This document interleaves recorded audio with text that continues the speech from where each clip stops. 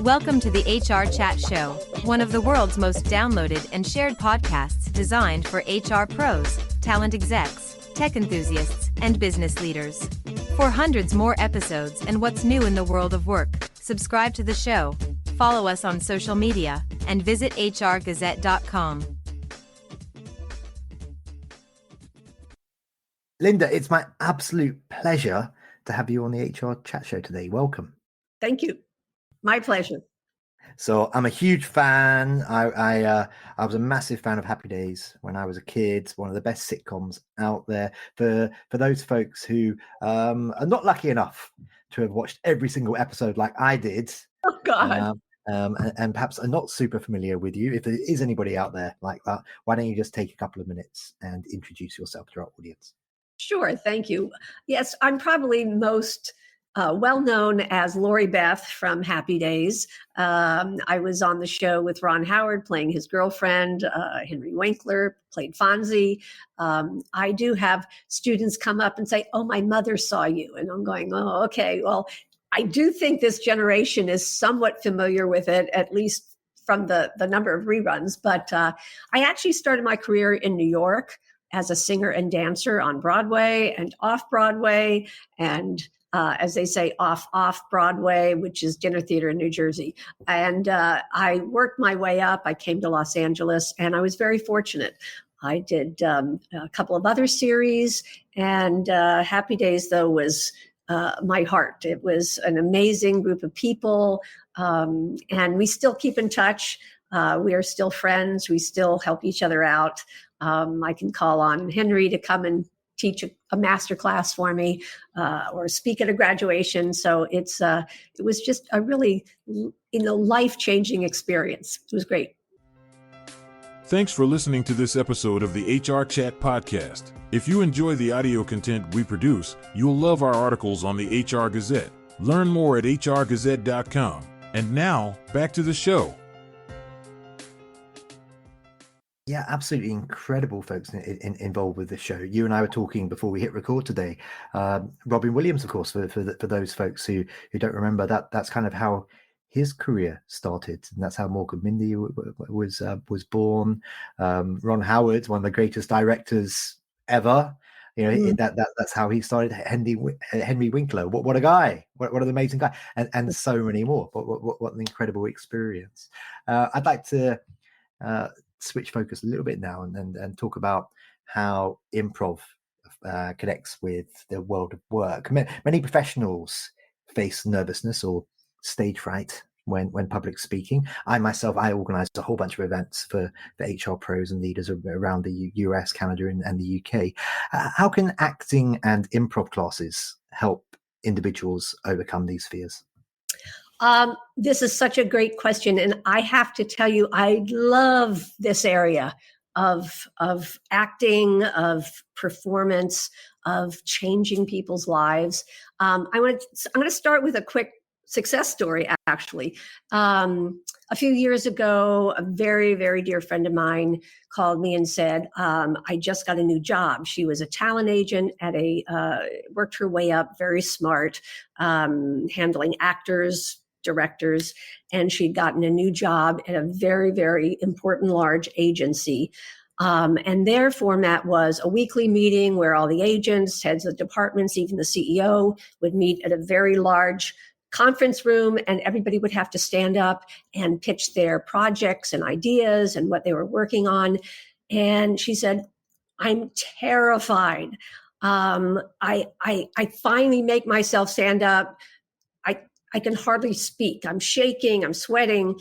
And she said, "How can you help me?" And I said, "Well, the best thing to do is take an improv class." She said, "Oh, no, I'm too afraid to take an improv class. I'm afraid of being afraid." So she finally, though, signed up for one over the holidays. And she called me after she was done and she said, "Thank you so much. You're a genius." And I humbly took that compliment, but I said, "No, actually, you're the genius because you were the one that put yourself out there and you swam with sharks and you learned not to drown." She said, it not only changed her career, it changed her life. And she said, I I realized that everybody is feeling the same thing. Everybody was afraid to get up. And it was very supportive. And once we did, it wasn't so bad. And she actually is still taking some classes when she can. And she says it makes her more creative, makes her think on her feet. She said, because life is improv, which is really true. And that's just, one story. When I was teaching acting, I had a school for 15 years. And I taught a kids class, and I had parents that would come up to me and say, I wish I did this when I was a kid, because I'm afraid to stand up in front of people. And I started a class called Acting for Non-Actors. And it was really wonderful to see the changes in people, how they, develop confidence. So, I would love to talk about, I want to talk about fear, about communication. To me, the main force of every relationship is communication. I've taught lawyers. I taught an 88-year-old rabbi. It's parents. It's a salesperson. Anybody in this world communicates, and you can't communicate if you can't connect and engage. You can't communicate if you can't articulate and be heard. And you can't communicate if you're nervous and you're getting in the way of yourself. And you can't communicate if you don't feel you have something to say to the audience. So, to me, acting classes, there are different kinds of acting classes. There's improv, there's scene study, there's acting for camera.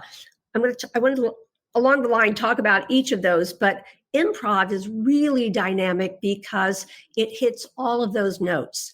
No matter how brilliant your ideas are, how wonderful your mind is, if you can't communicate those ideas, I think actors communicate and learn to communicate because they have to learn to be authentic. And that's kind of the theme for me, is that to be confident, you have to be authentic. And most of us are not willing to be authentic. Authentic to me means your head, your mouth, your heart, and your feet are all aligned. So what you're thinking, what you're saying, what you're feeling, and what you're doing are all working together. It means taking a risk. And that's probably where an improv class is most helpful, because we don't often take a risk to be ourselves. It's kind of how we grow up. As I said, I taught kids classes, and kids up until about the age of 6, for boys, it's about 8, but girls, it's about 6. They are brilliant and fearless, and they have great ideas. I love teaching kids.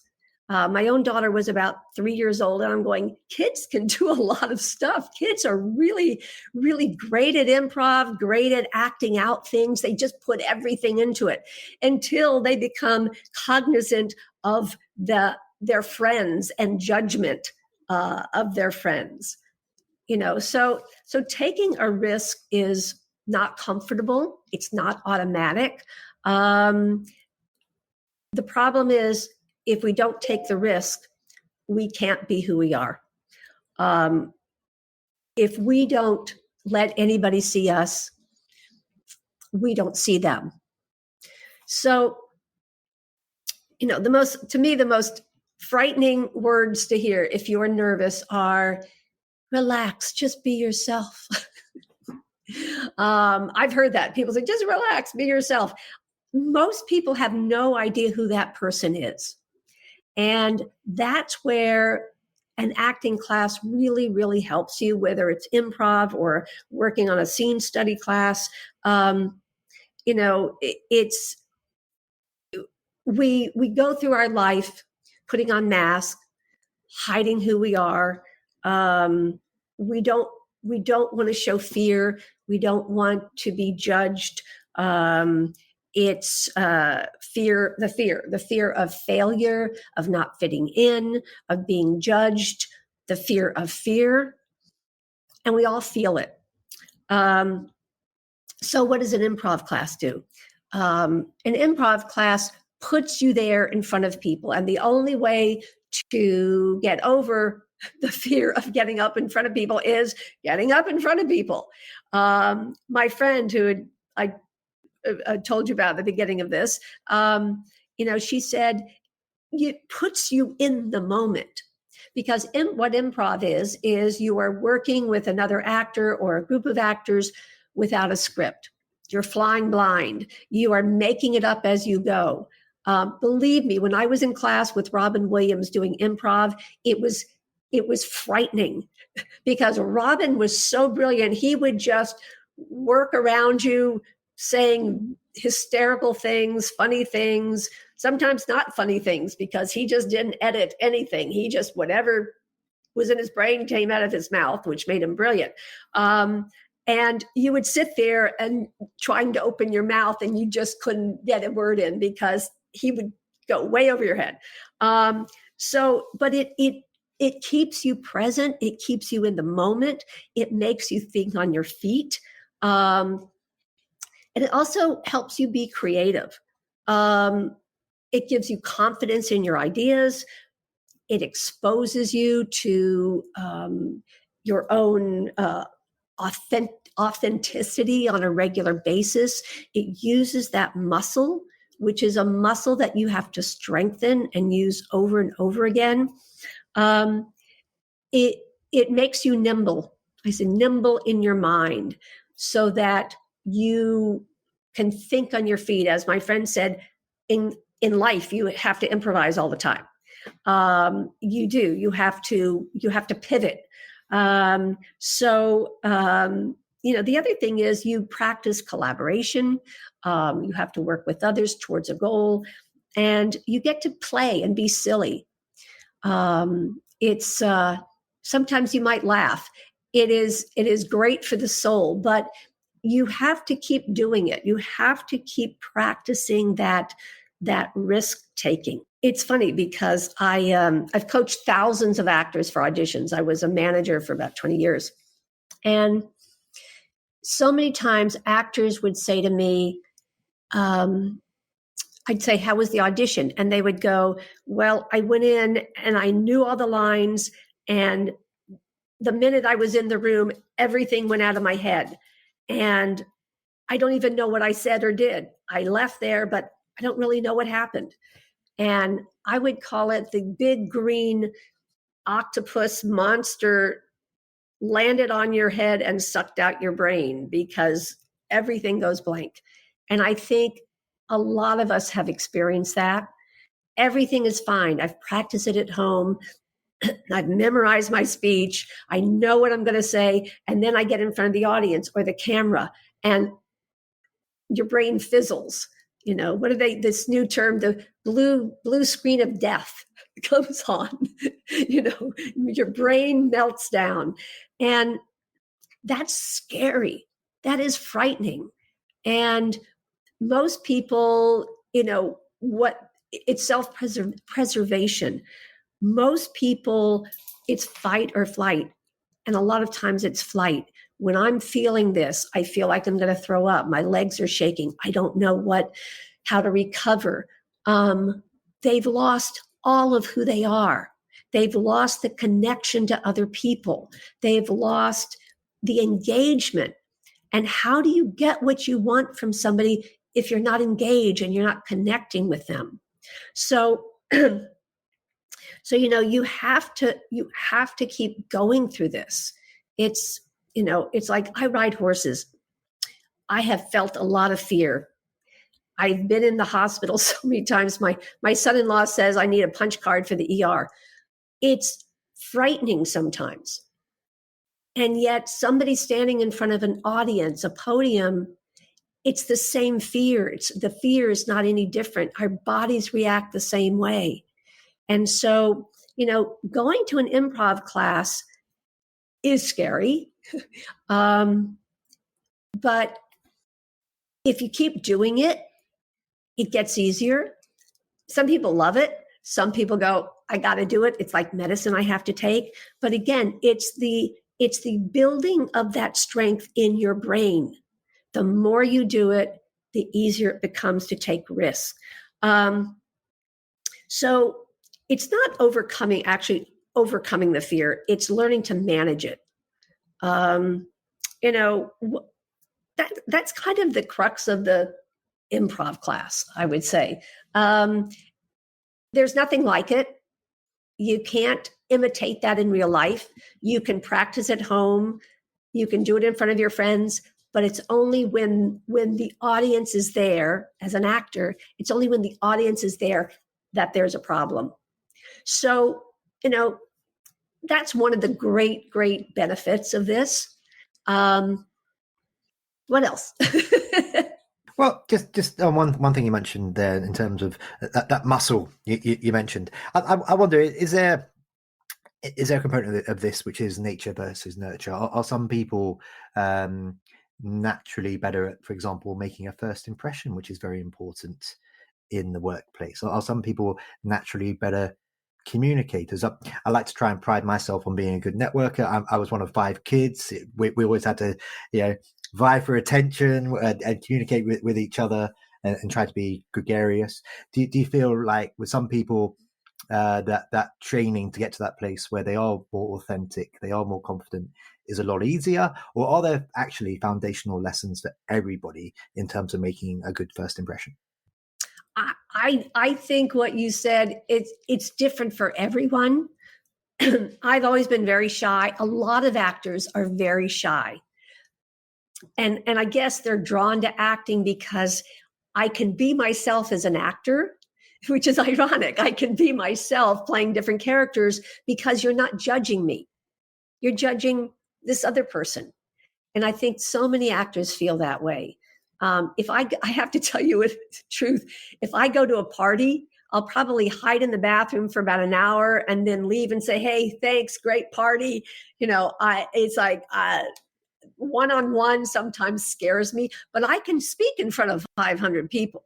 That's fine because it's not honing in on that one person who can see me. But that's something that, I used to hate to be on the phone. When I opened up my acting school and I had to call people to enroll them, it was frightening for me for whatever reason.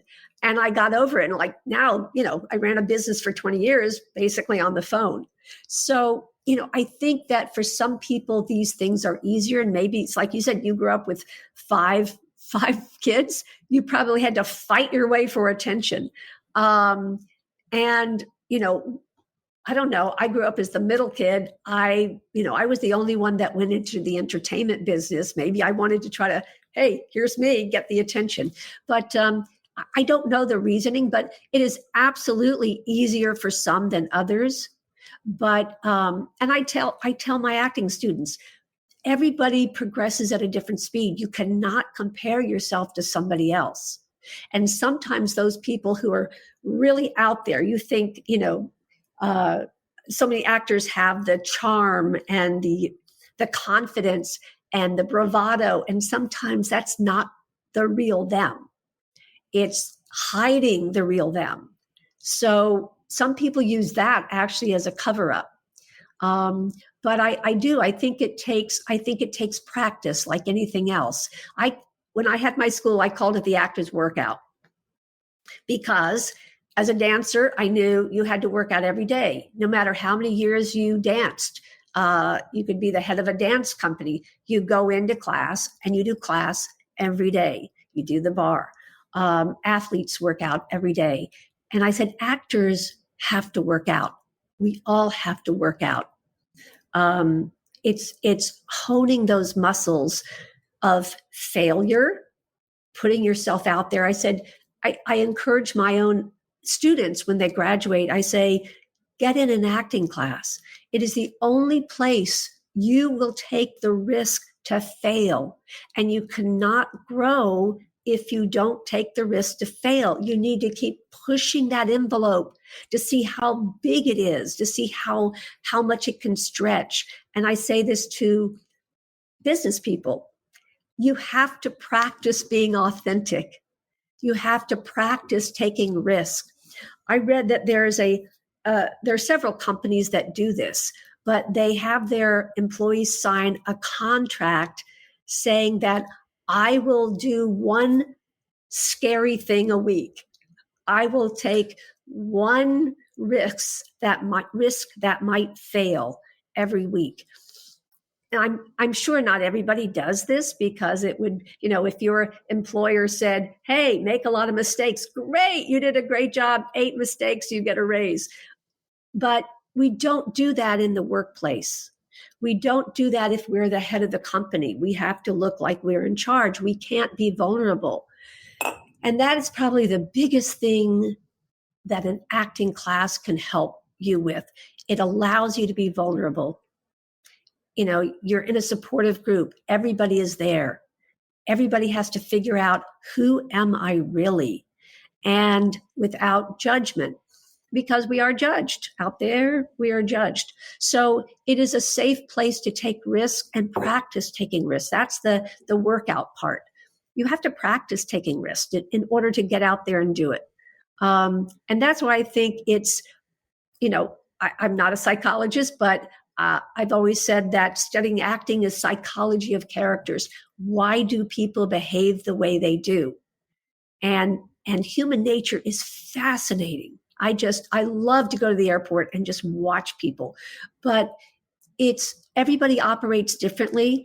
But back to your question, yeah, I think it's a lot easier for certain people. Maybe they've been encouraged to be themselves, to be vocal, to express their ideas growing up. Maybe they weren't. And so I think it is easier for some than others, but it is something you can learn to do and practice doing. Okay, very good. So listeners, what I just hear there is, if you are a Happy Days fan and you want to get Lynda's autograph, just go to LAX airport. She's hanging about there on a regular basis. Very good. Okay, so you mentioned just a moment ago that lessons from acting can, for example... You're very funny, by the way. Funny looking, maybe. So you just mentioned there, for example, that acting lessons can help leaders to be braver, perhaps help them show how they can be more authentic. But what about being quick thinking? What about being more creative? These are key skills for leaders. But I'm going to challenge you. I'm going to mix things up almost in an improv fashion. Give me your answer in 60 seconds or less. Go. Oh, absolutely improv, because you have to think of the moment. It's like, who are you? Where are you? What are you doing? Go. Solve this problem.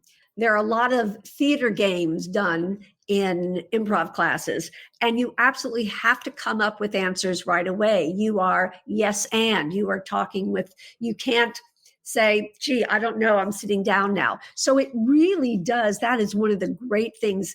As my friend said, you have to improvise in life. It really helps you think in the moment. It helps you solve problems in the moment. You have to get to an end. You have to resolve a scene. And I have had a lot of people say, I became so much more creative because I had to think outside the box. This wasn't my thing. This wasn't in my wheelhouse. I had to think outside my box. And it's doing it. It's doing it that, again, helps you get better at it. Okay, very good. We are already coming towards the end of this particular conversation, Lynda. I can't believe that. I'm sorry, but it's because these episodes are around 20 minutes or so. I could chat with you all day, and I've got a million more questions for you. But I guess we're just going to have to get you back on again in the near future. Before we do wrap up for today, though, how can our listeners connect with you and learn more about all of the awesome things that you get up to? Other than at LAX, I would say that I'm at New York Film Academy, and I teach acting. I teach filmmakers how to direct actors and how to be actors. And I am in Los Angeles, and we also have a campus in New York and South Beach. So I would love for anybody to come by that's here and hear from them. Excellent. And there will, of course, be links in the show notes so folks can learn more. But just for today, once again, I'm a huge fan. It's been such an honor and a privilege to chat with you today. Thank you very much for being my guest. Oh, thank you for having me. And listeners, as always, until next time, happy working. Thanks for listening to the HR Chat Show. If you enjoyed this episode, why not subscribe and listen to some of the hundreds of episodes published by HR Gazette? And remember, for what's new in the world of work, subscribe to the show, follow us on social media, and visit hrgazette.com. This episode of the HR Chat podcast is supported by Deal. Are you looking for an all-in-one solution to manage your global workforce? With Deal, you can easily onboard global employees, streamline payroll processes, and ensure local compliance, all in one flexible, scalable platform. Join thousands of companies who trust Deal with their global HR needs. Visit Deal.com today, that's DEEL.com, to see how you can start managing your global team with unmatched speed, flexibility, and compliance. Thanks, and we hope you enjoy this HR Chat episode.